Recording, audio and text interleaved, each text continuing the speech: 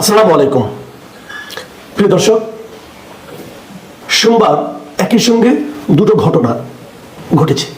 এই দুটোর মধ্যে কোনো সম্পর্ক আছে কিনা, এটা অথবা দুটো কাকতালীয় কিনা, এটা নিয়ে আপনারা চিন্তা করতে পারেন। এক নম্বর ঘটনা হলো যে বিএনপির স্থায়ী কমিটির একটা বৈঠক হয়েছে। সেই বৈঠকে বিএনপি বলেছে যে এই বছরের মাঝামাঝিতে যাতে জাতীয় নির্বাচন হয়, এই জন্য তারা দাবি তুলবে। মানে বিএনপি দাবি তোলার অর্থ হলো বিএনপি সরকারের উপর চাপ প্রয়োগ করবে। চাপের কথাটা সরাসরি বলেনি, কিন্তু দাবি তোলা মানেই তো চাপ দেওয়া। বিএনপি কিন্তু আগে থেকেই বলছিল যে নির্বাচনটা দ্রুত হওয়া উচিত। বিএনপির কোনো কোনো নেতা বলছিল যে সংস্কারের নামে নির্বাচনকে কালক্ষেপণ করা হচ্ছে।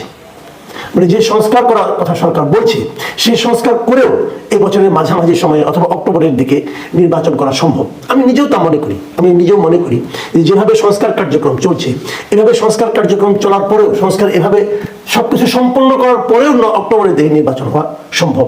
কেন সেটাকে এই অন্তর্বর্তীকালীন সরকার আগামী বছরের মাঝামাঝি পর্যন্ত টেনে নিয়ে যেতে চায়, অথবা এটা নিয়ে গেলে কার লাভ, কিভাবে লাভ, এগুলো নিয়ে কিন্তু অনেক প্রশ্ন এরই মধ্যে উঠেছে। অনেকেই বলেছেন সরকারের কাছ থেকে কোনো সুনির্দিষ্ট জবাব পাওয়া যায় না। কেন 1.5 বছর লাগবে, এটা ওনারা এখনো ক্লিয়ার করতে পারেন নাই। সংস্কার বলছেন, তারা যে সংস্কার কমিটিগুলি করেছে, এরা যে সংস্কারের প্রস্তাবগুলো দেবে, এই প্রস্তাবগুলো আসলে তারা কি খুব সংস্কারের জন্য খুব যোগ্য কোনো ব্যক্তিদের হাতে দায়িত্ব দিয়েছেন, এটা নিয়েও কিন্তু নানা বিতর্ক আছে। তারা লোক নির্বাচনে খুব পটু, এটাও তারা প্রমাণ করতে পারেন নাই। কিন্তু সংস্কার মুখোমুখি বললে তো হবে না, সংস্কার করার জন্য তো সেরকম মানে আপনার পদক্ষেপ নিতে হবে। সেই পদক্ষেপগুলো কি তারা নিয়ে যেতে পেরেছেন, অথবা পদক্ষেপগুলি নেওয়ার ক্ষেত্রে তারা কি যোগ্য, এ নিয়েও প্রশ্ন উঠেছে। এই সরকারের যোগ্যতা নিয়ে নানা ক্ষেত্রে প্রশ্ন উঠেছে। তারা কি দেশ চালাতে পারছে? তারা যে সংস্কার করার জন্য যদি 1 বছর অথবা 1.5 বছর সময় নেয়, এই 1.5 বছর অথবা 1 বছর তারা কি দেশের মানুষকে স্বস্তি দিতে পারবে? এগুলো কিন্তু প্রশ্নের জবাব নাই কোনো। আমরা প্রতিদিনই দেখছি সরকার এমন পদক্ষেপ নিচ্ছেন যে পদক্ষেপের কারণে মানুষের জীবন অতিষ্ঠ হয়ে উঠছে। সর্বশেষ আপনারা দেখলেন প্রায় শতাধিক পণ্য এবং সেবায় তারা ভ্যাট আরোপ করেছে, সম্পূরক শুল্ক আরোপ করেছে। এর নেতিবাচক প্রভাব কিন্তু অলরেডি পড়তে শুরু করেছে। আপনি বাজারে গেলে দেখবেন অনেক কিছু দাম এর মধ্যে বেড়ে গেছে। জিজ্ঞাসা করে তারা বলবে এর মধ্যে নতুন করে ভ্যাট আরোপ হয়েছে। যা তারা বাড়িয়েছে হয়তো এতটা বাড়ানো উচিত নয়, কিন্তু আমাদের ব্যবসায়ীরা যা করে, অনৈতিক যে ব্যবসায়ীরা যে সমস্ত কর্মকাণ্ড করে, তাই হবে, এটাই তো স্বাভাবিক। তো এই সময় এতদিন বিএনপি নেতারা বিভিন্ন জনসভায় বিভিন্ন আলোচনায় বলতেন যে তাড়াতাড়ি নির্বাচন দেন। এখন তারা স্থায়ী কমিটিতে বৈঠক করে সিদ্ধান্ত নিয়েছেন যে তারা এই বছরের মাঝামাঝিতে নির্বাচন হোক, এই দাবিটা তুলবে। স্থায়ী কমিটি হলো বিএনপির সর্বোচ্চ বডি। তার মানে এটা দলের একটা সর্বসম্মত একটা সিদ্ধান্ত। যে মিটিংয়ে সোমবার এসে মিটিংয়ে তারেক রহমান নিজেও ভার্চুয়ালি উপস্থিত ছিলেন। এখন সরকার এই চাপ কিভাবে মোকাবেলা করবে, অথবা এটাকে মোকাবেলা করার দরকার আছে কিনা, সেটাও কিন্তু প্রশ্ন। বলছে এই দাবি মেনে নিলেই সরকারের বা কি ক্ষতি হবে, সেটাও প্রশ্ন। বড় আরেকটি রাজনৈতিক দল জামাত ইসলামী, তারাও কিন্তু এরই মধ্যে গত বছর নভেম্বরের 21 তারিখে আমি দেখেছিলাম যে ওদের নায়েবে আমির সৈয়দ আব্দুল্লাহ মোহাম্মদ তাহের, উনিও কিন্তু কুমিল্লার চৌদ্দগ্রামে একটা মিটিংয়ে বলেছিলেন যে আশা করি যে এই বছরের মধ্যে 2025 সালের মধ্যে সরকার সংসদ নির্বাচন করবে। মানে তাদেরও আগ্রহ আছে দ্রুত নির্বাচনের জন্য। এই দ্রুত নির্বাচনের রাজনৈতিক যে চাপ, এটাকে আমি বলবো অভ্যন্তরীণ চাপ। কিন্তু এর মধ্যে আমি একটা বাইরের চাপের কথা ফিল করছি, ওটাই আসলে গুরুত্বপূর্ণ এই আলোচনার। সেটা কি, এই সোমবার দিনে, মানে গতকাল সোমবার দিনে ভারতের সেনাপ্রধান জেনারেল উপেন্দ্র দ্বিবেদী, তিনি তাদের সেনা দিবস পালনের আগে একটা সেনাবাহিনীর বার্ষিক সম্মেলন হয়েছিল। সেই বার্ষিক সংবাদ সম্মেলনে উনি বাংলাদেশের রাজনৈতিক প্রসঙ্গে বিভিন্ন প্রশ্নের জবাব দিয়েছেন। সেখানে উনি কতগুলি কথা বলেছেন, কথাগুলি খুব গুরুত্বপূর্ণ। আপনার একটা আমি আপনার কিন্তু 2-3টা কথা বলছি, আপনারা একটু শুনেন মন দিয়া। এবং এটা কেন তারা বললেন, উনি বললেন সেনাপ্রধান তো ভারতের গুরুত্বপূর্ণ একজন ব্যক্তি। তো উনি কি বলেছেন, উনি বলেছেন বাংলাদেশ ভারতের এক গুরুত্বপূর্ণ স্ট্র্যাটেজিক পার্টনার। কোনো ধরনের শত্রুতা দুই দেশের জন্যই ক্ষতিকর, তাতে কারো স্বার্থ চরিতার্থ হবে না, একটা কথা। আর একটা কথা হলো আমরা প্রতিবেশী, আমাদের দুই দেশকেই একসঙ্গে বাস করতে হবে, পরস্পরকে জানতে ও বুঝতে হবে। কোনো ধরনের শত্রুতা কারোর পক্ষে ভালো নয়। এখন এই যে দুটো কথা বললো, দুটো মোটামুটি একই রকম কিন্তু বিষয়। মানে মূল কথা হলো আমরা প্রতিবেশী, আমরা তো প্রতিবেশী নতুন করে তৈরি করতে পারবো না।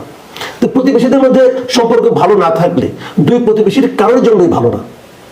আপনাদের মনে আছে ডক্টর ইউনূস সাহেব যখন ক্ষমতায় প্রথম বসলেন, এই বসার সময় উনিও কিন্তু একই কথা বলেছিলেন যে আপনারা আমাদের সঙ্গে ভালো আচরণ করুন, আমরাও আপনাদের সঙ্গে ভালো আচরণ করব। একচেটিয়া ভাবে আপনারা আমাদেরকে চাপ দিবেন, আমাদের উপর মাতুব্বরি করবেন, বড় ভাই স্বভাব আচরণ করবেন, আর আমরা সেটা মেনে আনন্দিত হব, তা হবে না।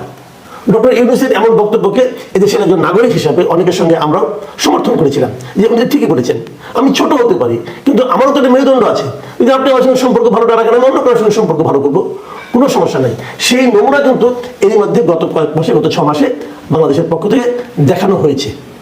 এবং ভারত এখনো কিন্তু একটু শক্ত হয়ে আছে মনে করি, বিভিন্ন ক্ষেত্রে, কূটনৈতিক বিভিন্ন ক্ষেত্রে ভারতের ভূমিকা আমাদের সঙ্গে যে খুব একটা ইতিবাচক ভূমিকা, তা কিন্তু আমরা দেখছি না।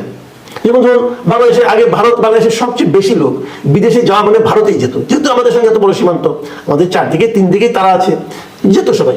সেই ভিসা তারা বন্ধ করে দিয়েছে, এতে তাদেরও ক্ষতি হয়েছে, আমাদেরও ক্ষতি হয়েছে, কোনো সন্দেহ নেই।